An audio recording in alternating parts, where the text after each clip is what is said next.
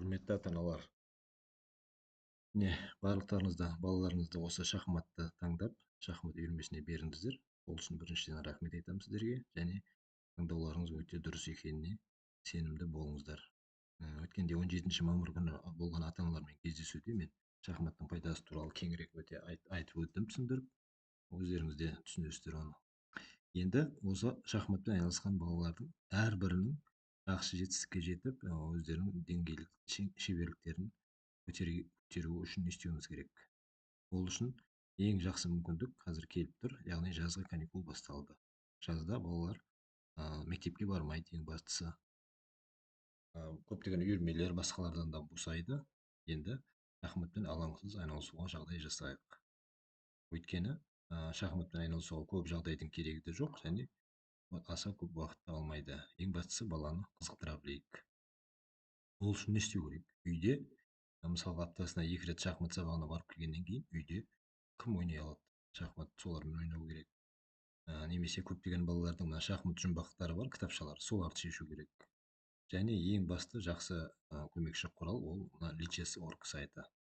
Ол сайтта кез келген гаджеттен құрылғыдан, яғни ноутбуктан, компьютерден, планшеттен ашуға болады, және смартфонға арналған және қосымша программа да бар.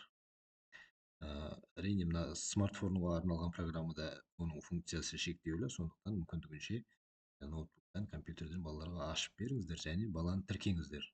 Өйткені тіркеліп ойнамаған баланың ойыны еш жерде көрінбейді, мен оны тексеріп қадағалай алмаймын.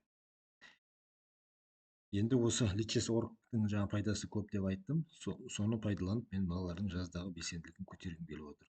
Ол үшін не істейміз? Ол үшін 1 маусымнан бастап мен қатысамын деген балалар үшін мен арнайы жүлде тағайындадым.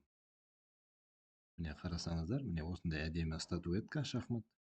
Биіктігі 24 сантиметр, әжептәуір үлкен және салмақты осындай әдемі статуэтка. Астында арнайы мынандай жазуы бар. Осыны 31 тамыз күні қорытындылаймыз, яғни 3 ай жазда кім осы жүлдеге лайық болды, соны анықтап бір балаға береміз. Осы жерде кейбір балалар немесе ата-аналар айтуы мүмкін, ой, менің балам енді үйреніп жатыр ғой, менің балам ана пәленшені жеңе алмайды. Ешқандай да ондай емес.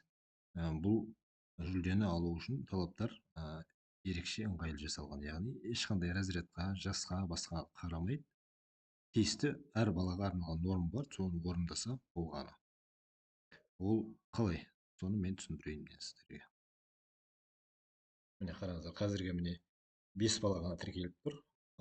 60-қа жуық менің оқушым болса, соның ішінен 5-еу ғана тіркеліп тұр, қатысамыз деп.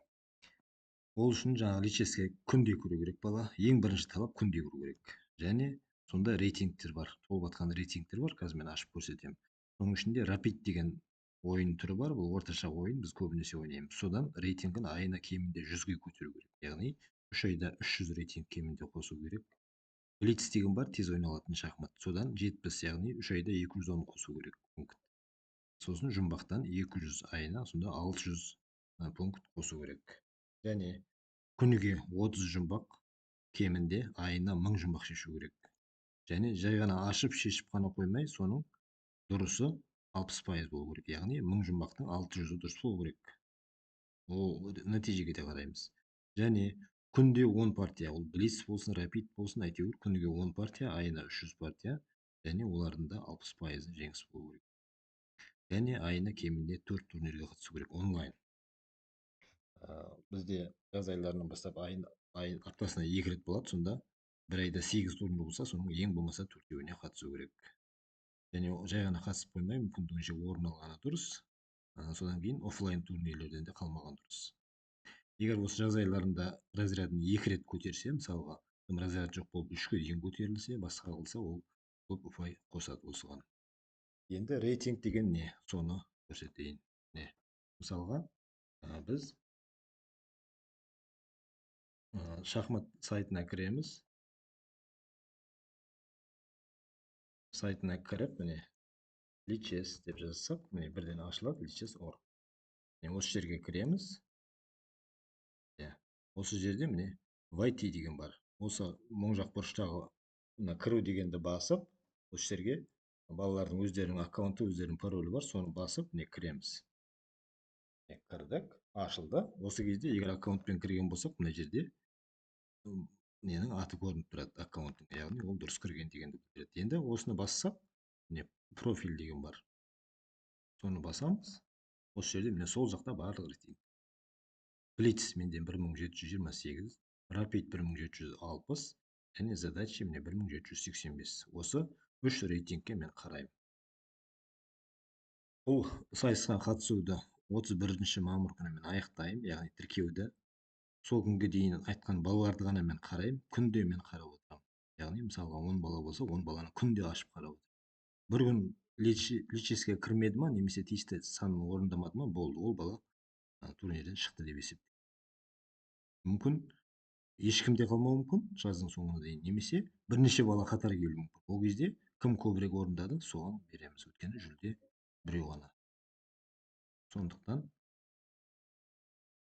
балаларға сәттілік тілеймін, барлық балаға. Осы кубокты алу әр балаға бұйырсын. Тыңдағандарыңызға рахмет, сәттілік.